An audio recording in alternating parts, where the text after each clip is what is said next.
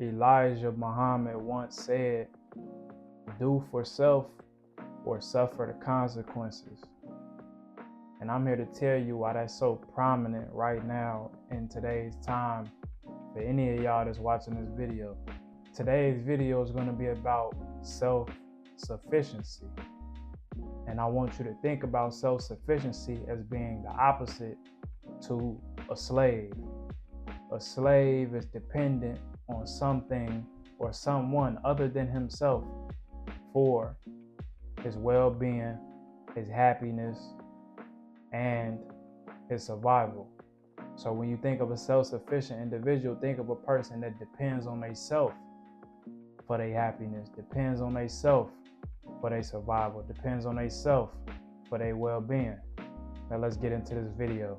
Self-sufficiency in its simplest form has to do with our ability to handle our own affairs, but it also deals with our ability to fill our energy reserve internally. When our cup overflows, we can serve and help the next person because we have become self-sufficient. And we can then give our excess love, resources, and knowledge to those in need to help them fill their cup.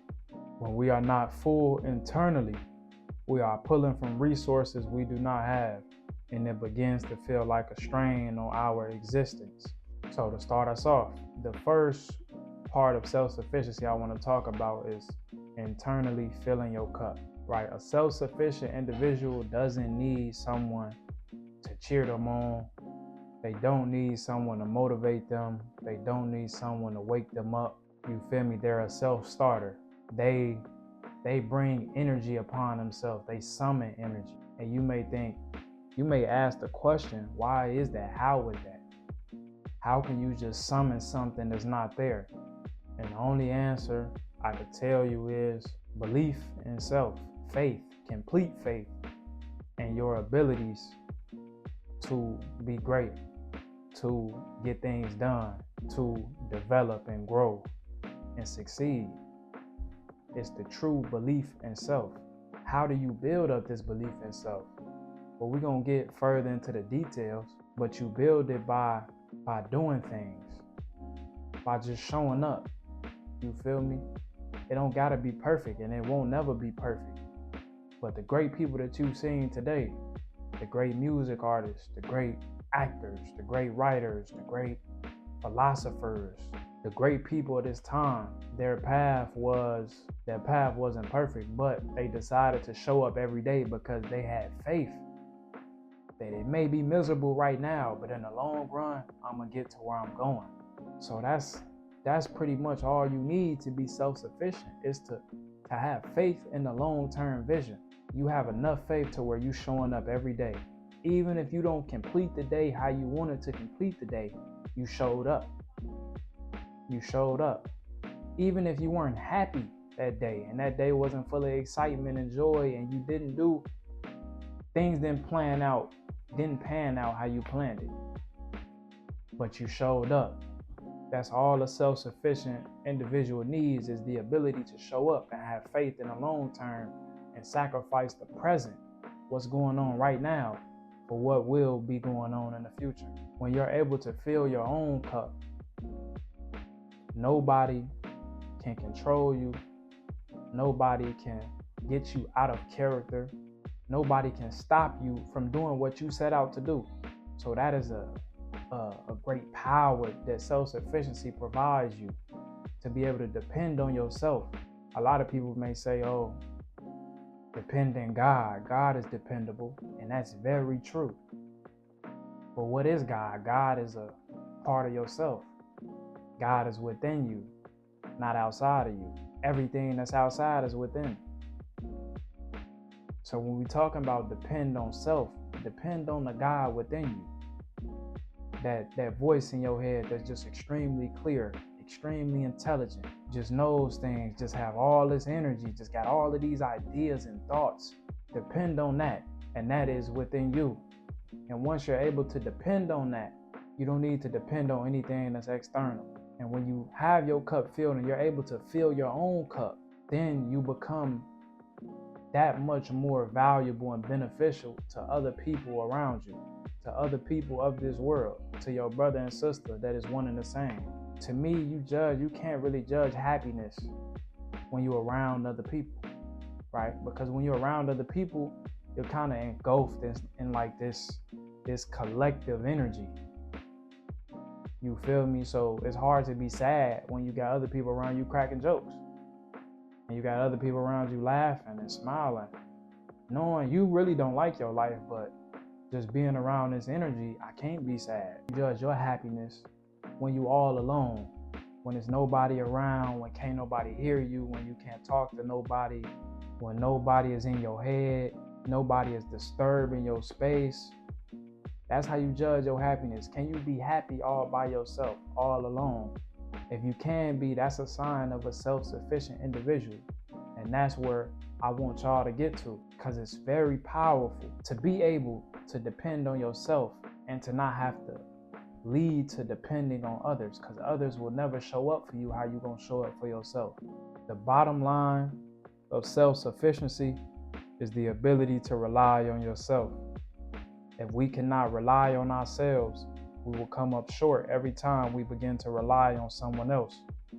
No one will be as sincere and genuine with our lives as we would be. Why leave life up to someone else? People may think life is easier if they are not in control, because they won't feel the pressure or the guilt if things go wrong and can blame the next person.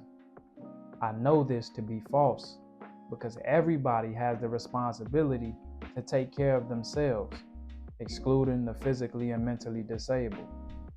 And if they give up that responsibility to someone or something else, they will still feel the negative emotions that come with the life of a slave, the inability to act on their own accord.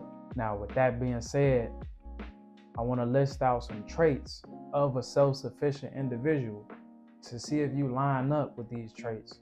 And if you don't, there's room to improve. There's things to be worked on. So listen very carefully. One trait is they exude an abundance of self-respect. What do I mean by that? They hold themselves in high regard. They don't allow things to knock them off their square. They don't do things just to please people, knowing at the end of the day they won't be pleased with themselves. They don't allow people to treat them any kind of way, right? They don't allow circumstance to shape their character. They shape their character, which shapes their circumstance. 2, they think of themselves as a winner, regardless of their level of success. They think of themselves as a winner, whether they poor or they rich, whether they fat or they fit. You feel me? No matter where you are in life, accept where you are. But think of yourselves as a winner. Even if you're not winning now, you're going to be winning eventually. So plant that seed now, plant that belief now, and watch it manifest in reality. 3, they choose to be happy every day, regardless of environment or circumstance. This will be the hardest trait to have. The hardest trait to achieve is to be happy regardless of what's going on. Now you may ask, how is that possible? How can I be happy and I'm in a situation of, for example, domestic abuse, or I'm in a situation of verbal abuse, I'm in a situation of poverty, I'm in a situation of I'm homeless or whatsoever. It can be anything, right? But why should you still choose to be happy? Why? Because you're breathing. I'm gonna let that sit. Because you have breath, you should be happy. Why should you be happy? Because every time you breathe, you have opportunity to elevate and to change and to grow, right? You may be homeless right now. You may be in poverty right now. But that's temporary. Because every day you wake up, you have a chance to change your reality. You have a chance to add to your story and enhance your movie. 4, they handle priorities and business first before indulging and pleasure. Self-explanatory. A self-sufficient individual know that they got to get things done for the greater good, not only for themselves, but for their family, for their kids, for the ones that's coming up after them. Pleasure is just the fruits of their labor. But if you ain't put in no work, what make you think you deserve pleasure? Business always got to come before pleasure if you want to get anything done. 5, they advise from a place of knowledge and understanding and not from ignorance. For example, this is something I had to learn. I stopped giving people advice that they did not ask for. And I stopped giving people advice on things that I did not understand fully and I've never experienced. I'm just observing and giving my opinion. That holds no weight. So they only give advice when they're knowledgeable in something, when they've actually experienced something. So the advice or the opinion that they give is valuable, it's beneficial, because they've been through it. They know what's going on, or at least on the grand scheme of things, they know what's going on. 6, they rely on no one to handle their affairs, right? Let's say you got a business and your business is declining, your sales is declining. Most people, they point the finger. Oh, you supposed to be on top of this. Why has this happened? This, that, and the third, right? But this is your business. This is your business. You accept prime responsibility. So you have to get in and handle the situation. You can't expect anybody else to handle it because it's not their business. This business is not a result of their thoughts, of their ideas. So you have to get in and step in and handle your affairs. You have to depend on yourself to get things done, because nobody else, like I said before, will be as genuine or sincere about what you want, about your problems. Lastly, self-sufficiency means freedom. When we realize that we have full authority over whether we will have a positive or a negative life, we gain more confidence in our ability to overcome adversity and challenge. Without this realization, we are stuck being controlled by something other than ourselves. To free self, one must do for self. Self-sufficiency is achieved through repetition and practice. Now, I want to go through a process that I came up with to help y'all improve and to help y'all elevate to be that self-sufficient individual. So listen carefully. One thing you must practice is making definite decisions on any scale, small or big. Start off small because that's easier. As little as what food you gonna eat, right?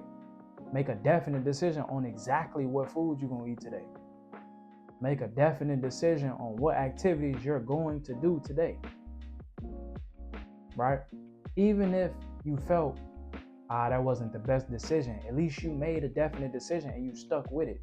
That's the whole point, right? Because we're not perfect. We're not right all the time. Most of the time we're wrong. You feel me? But it's the repetition of making definite decisions and not just flapping in the wind and drifting along and winging it. You feel me? Actually having a plan and a direction in which you want to go in.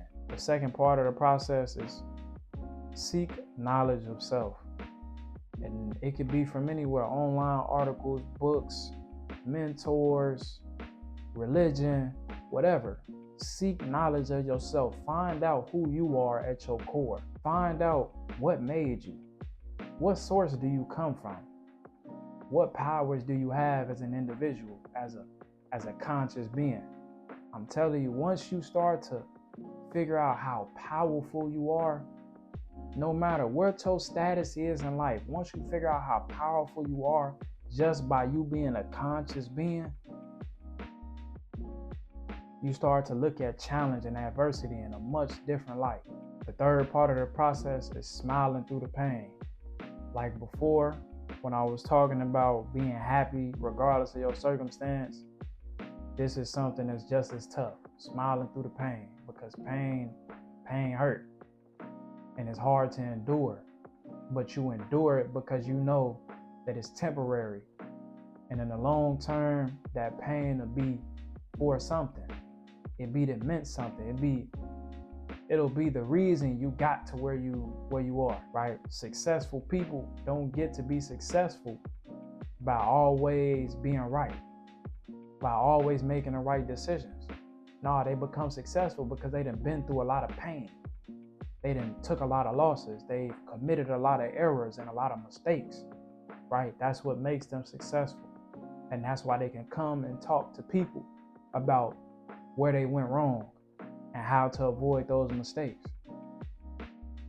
So smiling through the pain is key. While we're here, I want to read something real quick. I want to read y'all something from this book called The Psychology of Money by Morgan Housel. It's about sensible optimism.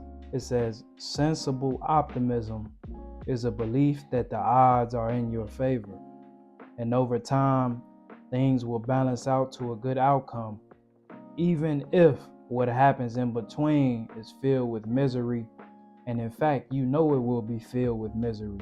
You can be optimistic that the long-term growth trajectory is up and to the right, but equally sure that the road between now and then is filled with landmines and always will be. Those two things are not mutually exclusive. So I'm gonna let that sit with y'all. The next part of the process is utilizing willpower to remove anything negative in your life. For example, people, vices, and thoughts. Why is this so powerful? We talk about willpower, right? Willpower can only get you so far. But what willpower can do is emphasize that you can only control what you can control. You can control whether you talk to a person or not. You can control whether you engage in this activity or not. You can control what thoughts you allow into your mind, what thoughts you think deep on, right? You control that, believe it or not. Now, you may not be controlling it, and you may just be letting it happen, but it is within your ability to control what you engage in, who you talk to, how do you express yourself, right? So you have to utilize that willpower to remove anything negative that is destructive towards your life. The last step in the process is picture yourself victorious as much as you possibly can. When you sitting down and you thinking, or right before bed when you thinking, or whenever you just got time and it's quiet and ain't nothing going on and you just in your thoughts, make it an emphasis to picture yourself victorious in whatever it is. Like say you want to be an artist. Imagine yourself getting a reward or an award for being a great artist. Imagine somebody buying your piece of art for millions of dollars, right? Imagine, even if you're not good at it right now, imagine your art today and the difference is going to be in 5 years, how more enhanced it will be. Yeah, imagine yourself victorious. God gave us the victory when we were born. Everybody is victorious. Everybody is given the same opportunity, the same chance, right? So let's do something with that. Let's be a winner. Don't nobody want to be a loser, bro. You feel me? But there's a lot of people out here losing, but they want to win. But do they really? So I hope that process helps y'all on y'all journey to self-mastery, on y'all journey to being a self-sufficient individual and being able to do for yourself and not depend on anybody. And that's it for this video. I hope y'all take care of yourselves. I hope y'all got a lot of value. Like, comment, subscribe. Check out my other social medias. We're going to be streaming on Twitch soon, so y'all stay tuned. And there's more to come. Peace.